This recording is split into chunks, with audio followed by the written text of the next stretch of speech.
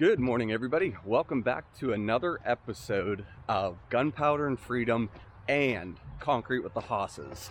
Now, with the way today is working, I'm not really going to have time to do different narrations for each channel. Obviously, if you guys have been watching, my dad and the rest of my family are on vacation, so I am leading the charge with the rest of the team this week, trying to knock out stuff on my dad's schedule, trying to keep the guys busy, getting them hours so that they can continue to make money. However, if you can tell, we are at my current house, which is under construction, but no, we are not working here today. We are working here. My buddy Josh, if you guys have been following along with my channel, Gunpowder and Freedom, for a while, you probably know that my good friend Josh and his wife are building right across from Rachel and myself, and they are ready for part of their basement floor.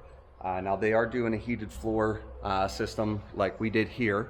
However, I still need to get the water piping in and everything, so their basement floor is not ready, but we poured their porch a couple weeks ago. We need to pour under their porch now, and what that's going to do is that's going to make it a lot easier on us when it comes time to pour the basement floor, which should be next week.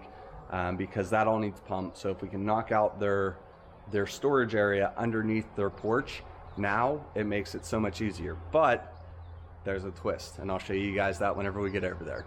Okay, so Josh, like I said earlier, is doing a heated floor basement system. Now, if you saw on my channel, I showed you guys how to install this particular system. It's from Thermo Supply, and basically you have these bats of insulation with these puck looking areas that the tubing just kind of locks into. It's real nice, it's really easy, goes together super quick, and it cuts very, very nice. However, makes it tricky to get it poured, which is why this area has to be pumped. You can't run power buggies or wheelbarrows on top of this, because on top of damaging the insulation, you might puncture the tubing once we have that in. So we are going back to grass roots, back before all this technology and machinery spoiled us and made us soft. That's right, I'm talking about wheelbarrows. We're going ancient times here. So we'll get the mixer up to the door. We have 3 wheelbarrows, one for me, Ethan, and Elliot. The truck's gonna hit these wheelbarrows, fill them up. We have this nice highway of 4x8 sheets of OSB. It's gonna get us to this door, in through the door, and then curveball, we have braces up that we're gonna have to duck under. So that's gonna be fun. Now, to introduce you guys to the dumbest game that has ever been invented. There's no name for it, but basically we race each other. Me and a few of the guys that used to work here, we always used to love doing this because it breaks up the monotony of wheelbarrow after wheelbarrow. So basically the idea is you get a wheelbarrow and you run or you jog or do whatever you have to do to get back before the other person. So if I go first, I'm gonna have Elliot and Ethan chasing me down while I'm trying to get in front of them and refill my barrel, and the person that gets lapped the most loses. So obviously you want to be the one doing the lapping. However, it makes it a little bit tricky because more times than not, you're going to be running, you're going to be sprinting, especially on the way back. There might be some bumping and paint swapping on these barrels, but that's all part of the fun. So, you know, we try to have fun here while getting work done, and honestly, that is the best of both worlds. We're racing to get the concrete in, so it's the dumbest game, but it is so much fun. So I'm excited for you guys to see that. I would like to say that I've never personally been lapped, so let's see if we can keep that record going. And yeah, we'll show you guys the rest whenever the truck gets here. All right, truck number 1's here. Old reliable Tony. He's pulling down our little makeshift road. I haven't broke the news to him that he's got to go the whole way down though. Tony's the man. He does whatever it takes to help us out. So pull that up some. Good with that? I'm good with it if you are. Enjoy the chest cam, everybody. Not yet. That cam, it's gonna be recording. Oh, no, it's not recording right now.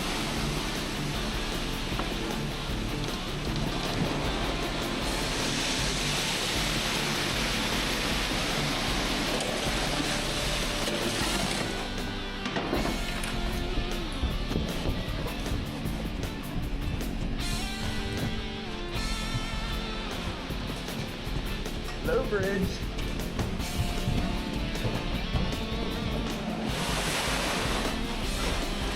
Oh, this is gonna be easy.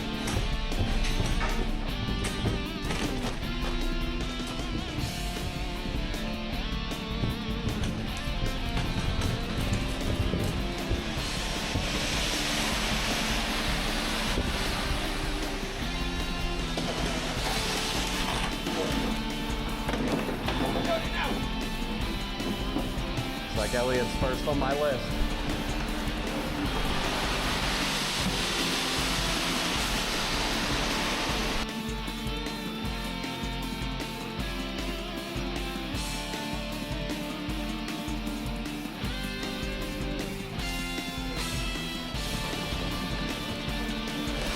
The handle brake.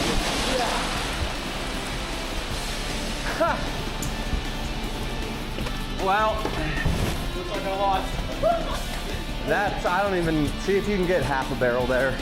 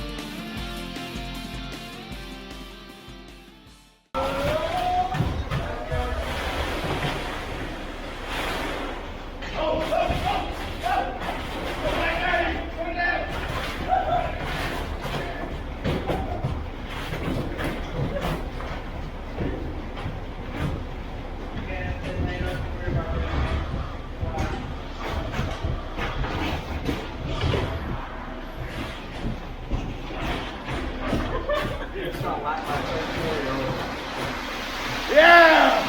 One more.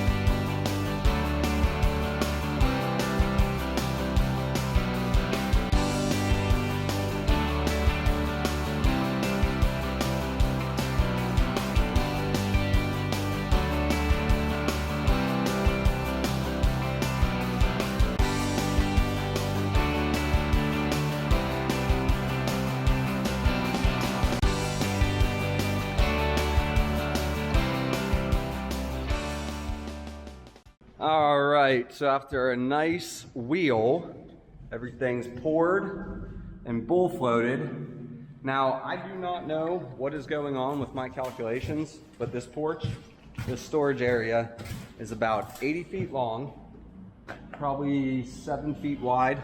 Most of the part, the other part is jets back to 9 feet wide. So my math was saying it was calling for about 9 yards. We were roughly 4 inches thick, so 9 yards, and that should come out to about 9 yards. How many more times do I have to say it? I got 13 because I'm like, well, I'll get a little bit extra and then I can add to my driveway. Got them split 6.5 and 6.5, and the first 6.5 did the entire thing. We actually had probably 4 or 5 wheelbarrows left out of that, so I don't really know what happened, but I got 6.5 yards of concrete spread on the driveway. So add to that, it's a little bit costly, but at some point in time I am going to pave that, so that gives me a really nice base and a really nice low maintenance driving surface for the time being, because realistically we're not paving this for 15 years.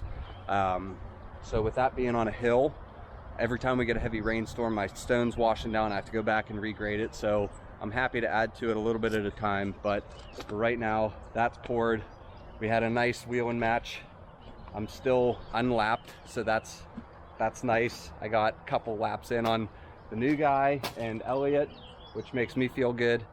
And yeah, the game lives on.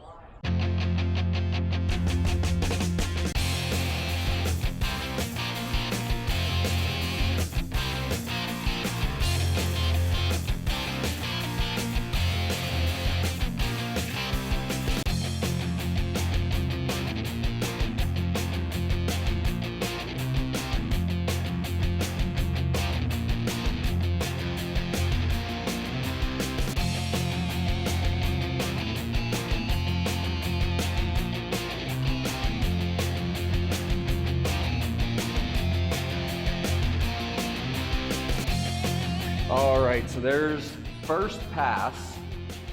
We just poured this maybe 20 minutes ago. So the concrete's setting up in here really nice. And honestly, there's probably a 20-degree difference between here and out here. All the concrete creates an exothermic reaction. It means as it cures, it gives off heat. So with it being a concrete wall, metal decking roof, all that heat and humidity just stays in here. We can put a piece of foam right there because we're getting a drip somewhere here. I'm not really sure where that's coming in at, but that's going to catch that. We'll give this probably another 20 to 30 minutes and do a nice second pass on it so it's smooth. If they ever need to squeegee it out or sweep it out or anything, try to make it easy on them.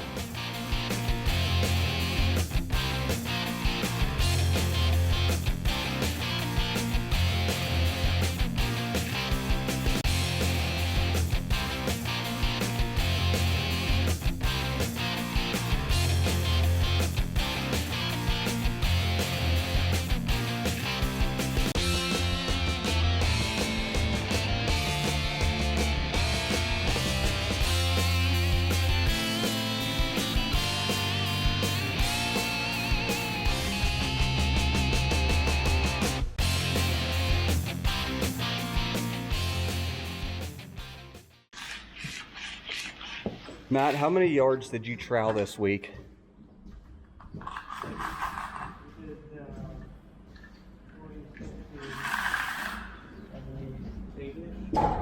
80 yards?